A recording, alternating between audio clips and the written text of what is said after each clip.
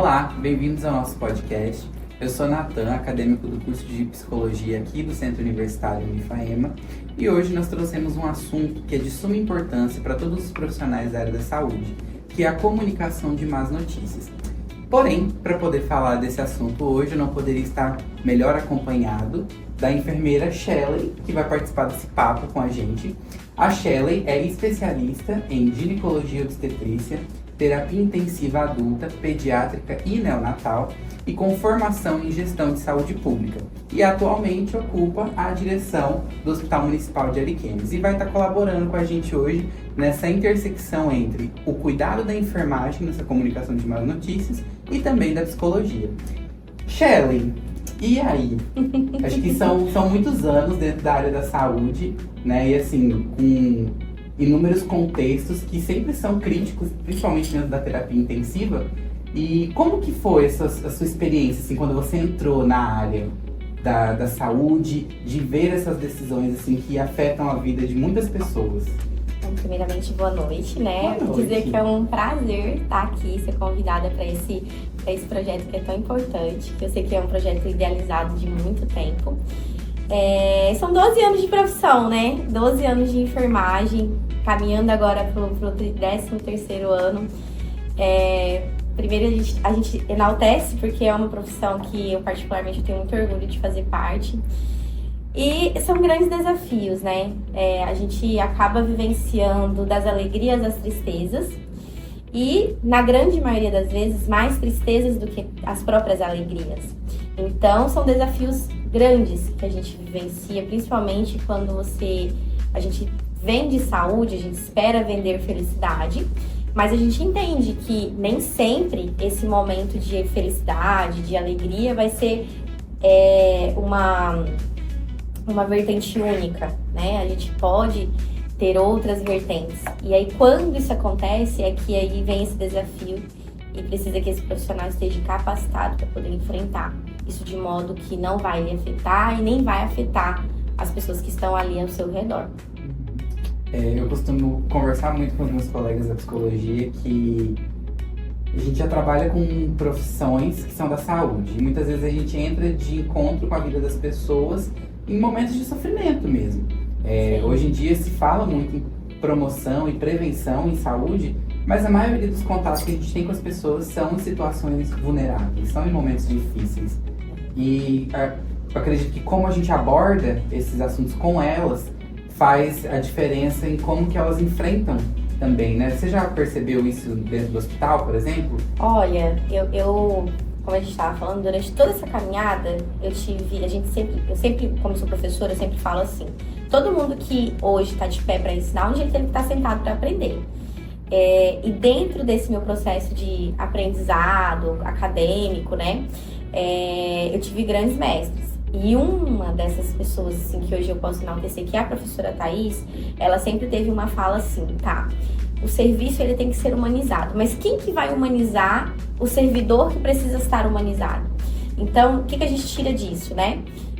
Eu preciso humanizar para ter um trabalho humanizado. Então, eu preciso, dentro do contexto de atendimento de saúde, ofertar um processo de humanização para com o servidor, para que esse servidor possa ofertar um processo humanizado. E quando a gente fala de processo humanizado, a gente está falando de vários contextos. Aí a gente abre um leque, né? E um desses leques é a saúde mental. A pandemia veio para mostrar o quanto nós somos frágeis, o quanto nós nos colocamos em situações de vulnerabilidade e o quanto que a enfermagem, ela é uma pessoa que cuida de doentes, mas ela também adoece. Né? Então, são profissionais que, quando eles têm esse processo de assistência em saúde mental, a gente vê a diferença, né? A gente tem projetos implantados, a gente tem resultados disso, é descrito através até dos nossos dados epidêmicos de dentro do hospital. Então, a gente consegue ver a diferença do atendimento quando você coloca um processo de humanização para aquele que está fazendo o atendimento. Então, faz toda a diferença. Com certeza. Não tem como tocar outro humano sem ser humano primeiro. Exato, não tem. Não tem como você tocar um humano sem você ser humano. Exatamente. Sem você sentir a alma humana, né? Você citou a professora Thaís, né? Também tem um carinho enorme por ela, também aprendi muito com ela. E eu acho que, assim como você comentou, né? De ter grandes mestres, eu acredito que eu também tenho essa figura, né? A professora doutora Luciane também, ela sempre traz, na verdade, esse conteúdo. A gente não pode olhar pro sujeito só como a doença. Não, ele é holístico, ele tem um contexto, o lugar onde ele vive, a maneira com que ele se relaciona, e tudo isso faz a diferença quando a gente se coloca no lugar de que nós também somos assim. A gente também tá num contexto, a gente também tá num lugar. E quando a gente reconhece isso digamos assim, aceita esse papel que a gente tem, a gente consegue fazer isso com o outro. Como eu falei, a gente cita um dos nossos mestres, né? A Viviane Bacarin também foi minha coordenadora de curso, onde eu me formei, e ela falava muito isso. Ela falava assim, olha, o paciente, você tem que olhar ele como um todo. Então, você vai olhar não só a parte física, mas a parte emocional. E assim é para todos, né, que estão dentro do serviço assistencial. Às vezes o profissional, ele tá lá dentro do serviço assistencial chateado, mas às vezes nem tá nada relacionado ao processo de trabalho. Então, quando você tem essa percepção, né, de atender essa pessoa, de estar ali mostrando que você de fato se importa com ela, faz a diferença, faz muita diferença. Com certeza. A gente havia comentado, né, no início eu perguntei para você da sua caminhada, né, como enfermeira, mas hoje como gestora, como diretora, né, que também já foi gerente de enfermagem, teve ali em contato direto com a gestão da enfermagem e de outros profissionais também. Com esse olhar de gestora, você percebe que a equipe se sente de que maneira ao ter que dar uma notícia que muitas vezes vai mudar o curso de vida de uma família? Olha, é sempre muito delicado, né? A gente tem vários perfis de profissionais, a gente não tem como falar assim, é isso, é um ponto. Não, a gente tem vários perfis. Eu tenho dos profissionais que eles não têm problema em falar de algo difícil. Eu tenho profissionais que eles já não têm tanta habilidade emocional, ou às vezes tem profissionais que não têm tanta habilidade, não é nem questão emocional, ele às vezes não tem habilidade técnica para abordar esse processo. E eu tenho profissionais que eles abordam isso com uma maestria de uma forma assim muito tranquila, né? Então eu tenho vários profissionais. E cada profissional a gente tenta trabalhar ele do modo como ele se apresenta. Então aquele que é mais resistente, mais relutante, a gente sempre coloca uma base de apoio. Olha, você não precisa fazer isso sozinho. Porque de fato ele não precisa fazer sozinho, né? A gente sabe, ninguém precisa fazer nada sozinho. Então, a gente tem uma base de apoio. Hoje, o Hospital de Ariquemes, eu digo assim, nós ainda não estamos dentro do padrão que eu gostaria de dizer assim, nossa, chegamos lá. E acredito que talvez, provavelmente, eu vou plantar sementes que vão frutificar com outros gestores, né? Mas eu tenho uma expectativa de que muitas coisas ainda vão se tornar mais positivas do que já são hoje. Então a gente tem um time.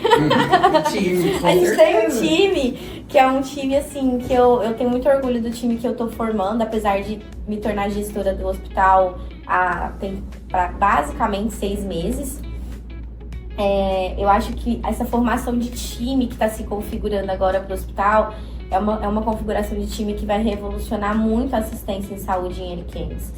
É recente ainda para falar, mas eu acredito muito nos profissionais que trabalham comigo. Então, que a Lu mesmo é uma dessas pessoas que vai atuar lá. Você, né? Você vai estar lá com a gente. Então, assim, eu tenho muita fé que as coisas vão dar muito certo. Mas, fugindo do assunto, né? A gente tenta trabalhar de modo individualizado, né? Para cada perfil de profissional, a gente atua de um modo diferente. E acho que isso sempre vai de encontro com aquilo que você falou no início, né? Quem que humaniza aquele que está em cuidado com o contato, né? Em contato com o cuidado. Sim. E dessa forma, quando a gente vê, né, principalmente um gestor, que reconhece que cada profissional também tem sua peculiaridade e que a gestão, a instituição, o sistema como um todo, ele também aceita esse profissional, ele aceita as peculiaridades dele, as individualidades dele, as questões que ele carrega, a história dele, e ela enxerga isso e percebe, não, com esse profissional eu vou precisar ter essa abordagem, não, eu vou precisar oferecer esse tipo de apoio, para que isso capacite ele também, é um olhar que a gente fala da psicologia do nível de suporte. Então, quando você tem um gestor que olha para a individualidade do servidor e fala, não, ele é capaz, mas eu preciso fornecer esse nível de suporte, ou eu preciso fornecer esse ambiente para que ele faça esse trabalho da melhor forma que ele puder, eu também estou olhando para o profissional de uma forma humanizada, principalmente a gestão, né, que a gente observa que em outros contextos, sem ser o da saúde, é algo menos comum, né? Eu venho um pouco da educação também e às vezes é um pouco cansativo, porque você vê um professor com 30 alunos e às vezes as pessoas esquecem de olhar para como é cansativo. Pro professor, nossa, como é cansativo estar com esse tanto de aluno, né? E a mesma coisa é pro profissional da saúde, pro médico, pro enfermeiro, pro fisioterapeuta, pro técnico, que, o técnico é quem está no cuidado direto e mais intenso. Então, esses profissionais também são os da linha de frente que mais correm o risco de adoecer também. A gente tem eu falo hoje, a saúde, ela é um gargalo enorme. O SUS, ele é um gargalo muito grande. Então, assim, nós temos hoje o Hospital de Ariquemes, ele atende o Vale do Jamari. É um hospital de referência do Vale do Jamari, né? Então, a gente recebe pacientes de todos os cantos do Vale do Jamari. E a conta, no final, para o número de pacientes, número de pessoas doentes para o número de profissionais atuantes, nem sempre é aquela conta que chega num resultado positivo. O que me preocupa, por quê? Porque apesar de hoje estar num cargo de gestão, amanhã eu vou estar num cargo de assistência. E eu estou forrando a minha cama, né? Então, vou usando de modo assim, bem aleatório. Estou forrando a minha cama. Com então, certeza. É claro que a gente quer muito, né? Que as programações, os dimensionamentos, que hoje a gente já não fala mais dimensionamento de serviço, mas de modo grosseiro, vamos falar de dimensionamento, porque as pessoas ainda não desapegaram do dimensionamento. Então, eu tenho uma gestão que eu faço o possível para lutar pelo processo de dimensionamento de enfermagem, né, para que a assistência ela possa ser mais bem trabalhada. E isso não é só para o hospital, né? Eu sou ex-diretora da casa de parto, a gente conseguiu implantar esse dimensionamento lá e a gente conseguiu resultados muito mais positivos, né? A gente está há 2 anos com taxa zero de mortalidade materna. E tudo isso se dá por conta desse processo de dimensionamento adequado, número de profissionais dentro do quadro, né, adequado. Então, a casa de parto hoje, ela não está mais no processo evidenciado negativo. Apesar da gente saber das questões políticas, mas assim, a casa de parto hoje ela é a casa de parto referência, uma das referências do Estado. Então, e é uma coisa que eu carrego com muito orgulho. Sim. Né? Você participou desse processo, você sabe disso. E hoje eu quero fazer a mesma coisa com o hospital. Então, é claro que a gente, como eu falei, o time está sendo montado e a gente vai apresentar resultados positivos, acredito que daqui mais um período, com esse processo de dimensionamento. E quando você falou do técnico de enfermagem, e é uma profissão que eu tenho muito orgulho, porque eu carreguei essa profissão por 5 anos, até me formar, não, um pouco mais de 5 anos. Essa profissão é uma profissão, assim, muito sofrida. É uma profissão que as pessoas, às vezes, olham com um olhar muito crítico. É uma pessoa, né, que tá ali atuante, que ela é a pessoa que dá o café da manhã, ela dá o banho, ela faz a medicação, ela faz o curativo. Ela é o cuidado. Ela que muda decúbito. Ela que muda decúbito, ela que muda o paciente de posição, ela que vai trocar a fralda, Então, assim, eu tenho muito orgulho dos meus técnicos de enfermagem, eu falo isso com muita tranquilidade. Eu sei que muitos deles são pessoas, e eu gosto dessa parte crítica também, porque eu acho que uma gestão positiva, quando tudo tá muito bom, quando todo mundo elogiando demais, é porque tem alguma coisa que não tá. Não tem alguma coisa que, né? Então, assim, eu acho interessante quando esses profissionais, eles chegam até mim e falam assim, olha, eu acho que você poderia fazer isso para melhorar. E a grande maioria das vezes, essas falas vêm dos técnicos de enfermagem, porque são os que estão na ponta de fato, né? O enfermeiro, ele é o gestor do serviço, ele vai gerenciar o processo.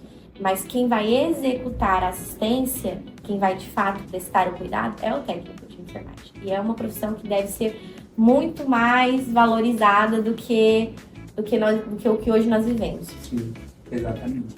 E isso vai muito de encontro, né, com a criticidade do profissional, porque quando ele vê algo, ele observa aquilo e fala, eu posso até não ter a capacidade de mudar isso agora, mas eu tenho a porta aberta do meu gestor. Então eu posso levar para ele essa questão e falar assim, olha, eu como técnico eu fiz o que eu pude, mas e aí, gestão? A gente tá com essa demanda. Mas eu poderia ter feito isso, eu poderia ter feito tal coisa, se eu tivesse isso, né? Isso acontece. Exatamente, porque muitas vezes a pessoa ela não precisa da solução. Às vezes ela precisa da ferramenta. Exato. E a solução ela já tem. É verdade. E dessa mesma forma, quando a gente fala da comunicação de más notícias, a pessoa ela tem a informação. Né? O profissional, muitas vezes, ele tem a informação, mas ele não tem a ferramenta, ele não tem a técnica. E quando a gente entra nessa dimensão, né, da saúde, do contexto hospitalar, do contexto mais média, alta complexidade e dessa comunicação que o profissional tem que ter com o paciente, a gente volta lá no que os teóricos dizem sobre o SPIKE, né? Isso. Que é um protocolo para poder comunicar essas notícias de uma forma mais técnica, mais acessível para a pessoa que está recebendo ela. E assim, a gente tem, né, o SPIKE é uma sigla e tudo, e o S e o P do SPIKE, eles são abreviações para o S para preparo do ambiente e o P para percepção do paciente.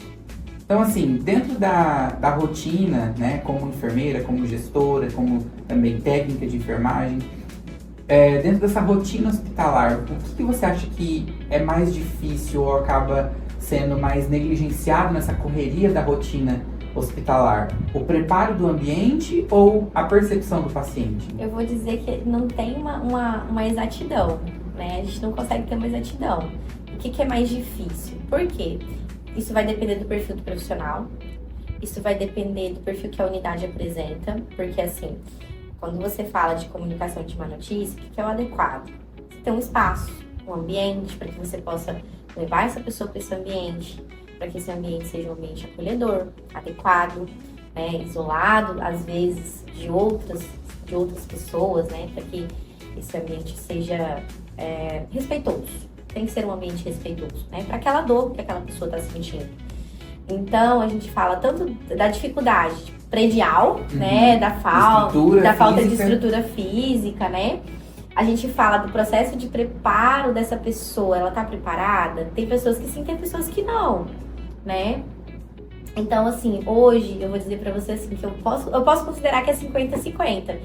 Existe dificuldade na preparação do ambiente e existe dificuldade da pessoa também, né?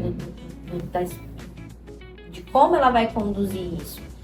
Mas eu posso falar a minha dificuldade.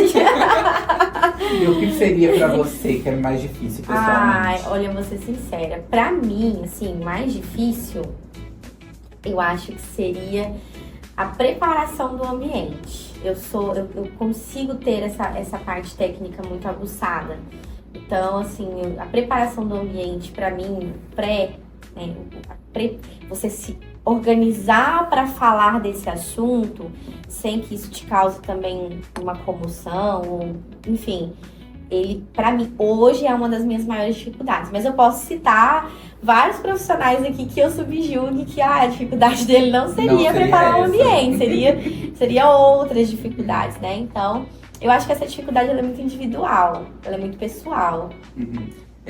Quando a gente fala desse processo, né, de preparo do ambiente, e quando a gente fala de SUS, né, que também tem os seus gargalos e tem as suas limitações, né, em algumas questões, principalmente estrutural, Mas assim, né, fica aí de spoiler para que você faça também a sua inscrição no nosso curso. Mas assim, existe aquilo que a gente gostaria de ter e existe aquilo que a gente tem. E pensando de uma maneira bem simples, assim, o que seria esse espaço preparado para dar essa notícia, a gente pensa muito em disposição do local e pensa também na postura do profissional. São essas duas coisas que principalmente preparam o ambiente. Então, por exemplo, eu dar uma notícia de o que eu tive mais contato, pelo menos no ano passado, né? Dar uma notícia de óbito. É uma notícia que sempre é muito inesperada, né? Independente do contexto que aconteceu a morte, mas ela sempre é uma notícia inesperada. E no ambiente, a primeira coisa que a gente precisa ter é quem é a pessoa que eu estou informando? É o pai? É a mãe? A mãe é idosa? A mãe é adulta ainda, mais nova? Porque eu, pessoalmente, uma vez eu vivenciei nessa situação de presenciar a comunicação e eu vi que pequenos detalhes foram que fizeram a diferença. Uma senhora foi comunicada do óbito do filho, que era jovem, ela tinha por volta ali de uns 60 anos, e o local em que foi comunicado para ela ela estava sentada, o profissional se sentou com ela, ele perguntou o que ela sabia do que tinha acontecido com o filho, ele explicou, ele deu a notícia e ele simplesmente ficou ali. Ele não é exatamente isso. Não E precisa assim, fazer nada. ele só... não precisa fazer nada. Porque às vezes a pessoa não tá sozinha, ela também tá acompanhada de outras pessoas, de outros familiares. E ali a família também se encarrega de acabar aquele acolhimento físico, né, da pessoa que fica mais abalada com a entrega da notícia. Mas ali foi uma situação que não tinha muito, mas o profissional se colocou no nível do familiar, ele se colocou em direção ao familiar, ele olhou para o familiar, ele explicou, ele deu a notícia e assim, a receptora, né, da notícia estar sentada para ela foi muito importante, porque minutos depois ela teve um mal súbito ali, ela passou um pouco mal pela emoção da notícia. Ela teve uma queda de pressão, né, provavelmente, e ela estar sentada e ter uma pessoa ali da equipe, né, outro que estava acompanhando, né, o servidor médico que deu a notícia, já ter pegado uma água. Pronto.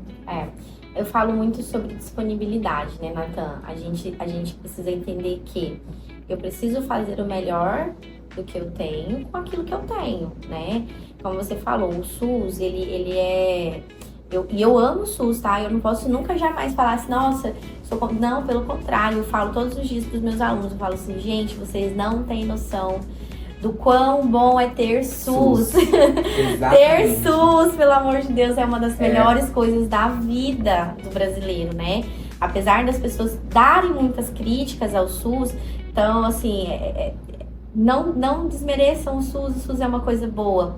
Só quem foi brasileiro, que morou em outro país, que conheceu outras realidades, países, né, menos desenvolvidos, principalmente, sabe o quão é ruim não ter SUS, né? E nós temos países também subdesenvolvidos, países desenvolvidos que também não têm acesso à saúde pública e é restrito e a gente vê a dificuldade. E no valor também, né, que isso custa para a pessoa. Então, assim, quando a gente fala sobre disposição, é você trabalhar com aquilo que você tem da melhor forma, né? É você oferecer ao outro do melhor que você tem para oferecer daquele momento, né? Então, assim, eu sempre falo isso para os servidores. Gente, eu não tenho um diamante. Eu não tenho um diamante o tempo todo. Mas, às vezes, eu vou ter outros tipos de gemas ali que também vão me servir. Que, às vezes, não são tão valorosas quanto, né? Mas que vão servir. E eu posso te garantir que essa senhora, ela nunca mais vai esquecer do rosto desse médico. Ela nunca vai esquecer de como que ela foi abordada, porque para ela, nesse momento, né, que a gente às vezes recebe os feedbacks, a direção principalmente recebe os feedbacks assim, olha, eu vim aqui, eu passei por isso, e eu queria te dizer o quanto que foi importante. A gente pode citar o exemplo das vivências que a gente teve no ano passado, né? Das comunicações de abortamentos em curso, por exemplo. E eu queria até falar uma coisa. Profissionais de saúde, profissionais, seja você médico, enfermeiro, técnico de enfermagem, a gente nunca fala: ah, foi porque Deus quis assim, né? Exatamente. Nossa, Esse juiz pelo a gente amor sempre de Deus. entrega na mão do paciente. Exato. Esse juiz é a coisa que é mais, vamos dizer assim, propriedade dele. Porque o que a gente faz, muitas vezes, né, estando ali como profissional de saúde, como acompanhante, é intermediar a notícia. É só, infelizmente, trazer os fatos e a realidade. Mas, a maneira com que essa pessoa, né, aí falando dentro, né, da psicologia, que ela vai simbolizar a perda, que ela vai elaborar aquela perda, se ela vai atribuir um viés espiritual, religioso ou como é uma consequência de algo que ela tenha feito, isso não depende do profissional. Só que é muito categórico e às vezes é sem maldade. Sim. Que a pessoa fala assim: ah, olha, acredite que foi melhor assim, né? Eu falo muito do aborto, porque o aborto ele é uma das coisas assim que tocam todos, né? Tocam os familiares, tocam. Não que a morte de uma pessoa já adulta, né? Não é, mas é que é diferente, porque você cria a expectativa de um nascimento, você cria toda uma expectativa.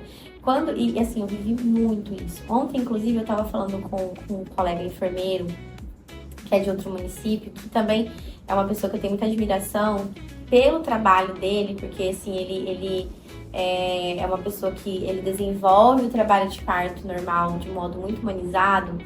E aí a gente conversando, quando eu postei o banner do podcast, aí ele falou assim pra mim: as pessoas têm mania de falar assim: olha, infelizmente seu filho morreu, não tem mais batimento cardíaco e tá tudo bem. E aí nessa conversa a gente acabou desenvolvendo aquela coisa assim, como que às vezes até o próprio médico ele fala assim: olha, era uma gestação que lá na frente, quando você chegasse lá com 3, 4 meses, você ia ver que esse bebê não tinha cabeça, não tinha, não tinha uma parte da genitália, ou ele não tinha tórax, só tinha cabeça e braços. Cara, a mãe não quer saber disso. Ela não quer saber que essas anormalidades congênitas podem ter sido a causa. Ela só perdeu um filho. E a forma como isso foi abordado vai interferir na vida dela pro resto da vida, né? Então não é melhor assim. Nunca vai ser. E aquilo é aquilo que também sempre vai ser uma marca. Sempre vai ser uma marca. Perder um filho é uma experiência assim, individual que marca quem tá em volta, mas a mãe marca muito mais. E assim, acho que esses profissionais, eles munidos de humanidade, eles conseguem ter a consciência também de que não só de se colocar no lugar do outro, de pensar como que eu gostaria de receber essa notícia, mas de pensar que não vai ser uma notícia que eu vou dar uma vez só. Exatamente. Infelizmente, são coisas que podem acontecer em qualquer dia de trabalho meu. Exatamente. E é aí que eu falo. Aí é onde entra o serviço de psicologia em conjunto com a enfermagem. Eu não abro mão. Eu não abro mão de ter o serviço de psicologia hoje de maneira muito interina dentro do hospital. Porque, assim, a psicologia, ela não tá ali para dar só aquele suporte pro paciente. Hoje eu não dou uma notícia ruim se eu não tiver com uma pessoa do serviço de psicologia do meu lado. Eu acho que esse é um casamento muito importante e ele tem que ser fidelizado até o fim dos tempos. Certeza. A enfermagem e a psicologia precisam estar ligadas para que essas coisas possam acontecer de maneira efetiva, sabe? E que o paciente consiga... A gente sabe que a gente não vai melhorar aquele processo. E a gente tá falando aqui do processo de morte, mas existem tantas comunicações negativas. Exatamente. A gente, desde quando você chega para um paciente e fala assim: olha, infelizmente nós chegamos num resultado concreto do seu exame e a gente identificou que isso aqui é um câncer. Aquela palavra já toma né? todo o espaço. Ou quando você chega para um paciente, você informa para ele, olha, a gente, através dos exames, identificamos que você é aidético. A pessoa, eu vou acontecer. Não, calma, vamos lá. A gente tem, né? A gente tem possibilidade de viver bem, né? Sempre falo para os meus alunos sobre cuidado paliativo. Cuidado paliativo, ele anda caminhando, assim, do lado de mãozinha dada com as comunicações de má notícia. Sim. Eu acredito que a gente também quebra um estigma quando a gente pensa assim. Cuidado paliativo é uma coisa, cuidados de fim de vida é outra coisa. Outra coisa totalmente diferente. E assim, só que é uma cultura que está enraizada e você precisa todos os dias plantar uma sementinha e demonstrando, né? Então, assim, eu falo, a gente nunca pode desistir da educação. Nunca pode desistir da educação. Eu não preciso dar aula. Não necessito dar aula. Mas sabe quando você pega isso como uma missão de vida? Eu estou formando opiniões. Eu estou formando pessoas que vão formar ideias. E não é que a gente quer induzir, não, a gente quer colocar uma sementinha e falar assim, e aí, como é que você agiria dentro desse processo? Exato. Como é que você faria? Explica pra mim. E será que desse modo seria o modo adequado? Ou a gente poderia melhorar isso? Ou será que você consegue... E aí ali você consegue identificar, esse profissional já não é um profissional que ele precisa ter um suporte, precisa ter um apoio, precisa de educação. E aí a gente vai trabalhando ali. E então, aproveitando essa sua fala, né, pra gente estar encaminhando pro final da nossa conversa, a educação, ela vem como uma prática, assim, a ser fidelizada em todos os níveis de atuação, né? Do nível acadêmico ao nível profissional mais estabelecido. Todo mundo aprende todo dia, né? Então, assim, o profissional que muitas vezes nós nos deparamos também com profissionais, com serviços, com instituições que são extremamente cristalizadas. É muito difícil você adentrar aquilo ali e promover uma mudança quando já está tudo tão bem estruturado, tudo tão bem rígido. Às vezes esse tão bem, inclusive, é na cabeça do servidor. Na cabeça do servidor. Não, mas sempre foi assim. Mas é aí que também está a importância da gente sempre levar essas conversas para essas pessoas, mesmo a gente tendo também uma visão cristalizada de que é difícil, a gente sempre levar essas conversas para quem já está lá na ponta atuando, né? Mas ao mesmo tempo levar essa conversa para quem ainda não está lá na ponta. Exatamente. Que ainda está em formação. Então, assim, eu deixo o meu convite para você, acadêmico da área da saúde, da medicina, da enfermagem, da psicologia, da fisioterapia, da farmácia, da nutrição, do serviço social. Você que tem a vontade de aprender mais sobre isso e, assim, ouvindo de uma profissional. Algo que você vai usar em algum momento, se não sempre, dentro da profissão, essa técnica de comunicação de más notícias. Você, tanto aqui do Unifaema quanto de outras instituições de ensino, está convidado a se inscrever e participar do nosso curso de comunicação de más notícias pelo protocolo Spike, que vai acontecer no dia 8 de maio, aqui no Centro Universitário Unifaema, das 18 às 22 horas.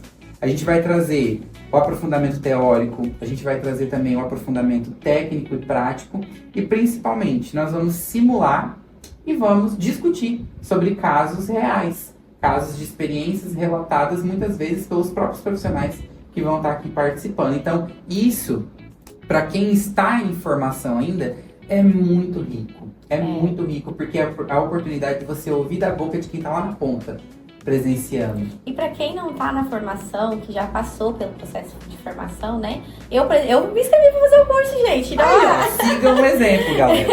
Eu preciso fazer esse curso, porque a atualização é sempre importante, tem coisas novas. E é aquilo que você tá falando.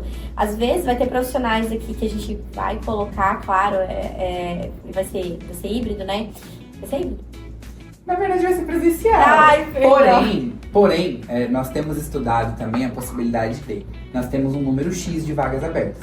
se elas se excederem, Transmitir. não só transmitir, mas também fazer novas edições. Legal. Porque, assim, tendo demanda e ouvindo também quais são as principais dificuldades, a gente consegue também reestruturar esse programa. Sim.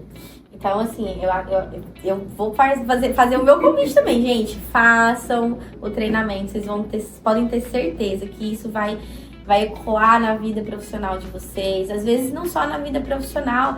Imagina assim, quem geralmente é profissional da área da saúde, que é muito engraçado. Você forma profissional da área da saúde. Pronto, você é um profissional da área da saúde na sua casa, para sua comunidade, para sua igreja, para sua religião, para as pessoas que estão ali à sua volta e dentro do seu trabalho. Porque Exatamente. Todo mundo tem uma tia que chega assim, ei, olha aqui esse exame pra mim. E se você chegar a ver um exame e falar assim, fora de uma unidade Fora de hospitalar. unidade de saúde. Então, assim, é importante que a gente sempre, como eu falei, ninguém que hoje está em pé para ensinar não esteve sentado para aprender. Então, Exatamente. todo mundo que quer um dia repassar algo, né, seja de maneira formal ou informal, ele precisa sentar para aprender. Então, eu acho que esse é um curso maravilhoso. Todo mundo do hospital já está sabendo, comentários. Então, façam esse treinamento que vocês podem ter certeza não vão se arrepender. Sim, e assim, a ideia dele ser presencial é justamente porque a gente vê que é muito crescente a formação EAD.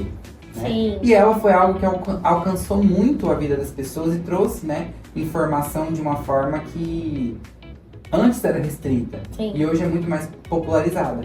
Só que, quando a gente fala de comunicação de más notícias, a gente está falando absolutamente do contato. A gente precisa de contato. E contato humano. Então, estar entre as pessoas, estar ali de corpo presente, também faz muita diferença na maneira com que você aprende sobre. Sim. Então, a nossa prioridade foi ter essa formação presencial justamente por isso. Nossa, que bom. Porque hoje é difícil, né? As pessoas... A vida não corria, mas que ótimo. Muito bom. Então eu gostaria de agradecer a sua imagina. participação, assim, eu sei que é muito corrido, mas da mesma forma, né, que você falou, assim, que quem tá em pé para ensinar um dia ele teve sentado para aprender, o exemplo ele arrasta, né? Então você estando aqui, também eu tenho certeza que vai arrastar muitas pessoas para cá para poder também aprender e compartilhar dessa sede de querer sempre fazer o melhor. Imagina, que nem eu falei pra você no início, assim, no meio da nossa conversa. Eu coloquei o processo de ensinar como uma meta de vida. É algo que eu carrego pra minha vida como se eu estivesse fazendo bem pra alguém, né? E eu acho que no fundo, quem ensina... Porque ensinar hoje é uma das artes mais difíceis. Sim, Eu acho. Ensinar muitas vezes a gente vê como um ato até mesmo de resistência. E assim, eu vou dizer, é mais difícil ensinar do que atuar. Então, quando você levanta para ensinar, realmente é uma lição de vida, você querer ensinar alguém, né? Sim. Então, eu sou muito realizada em ser docente, assim. Sou muito feliz com essa minha segunda vida profissional.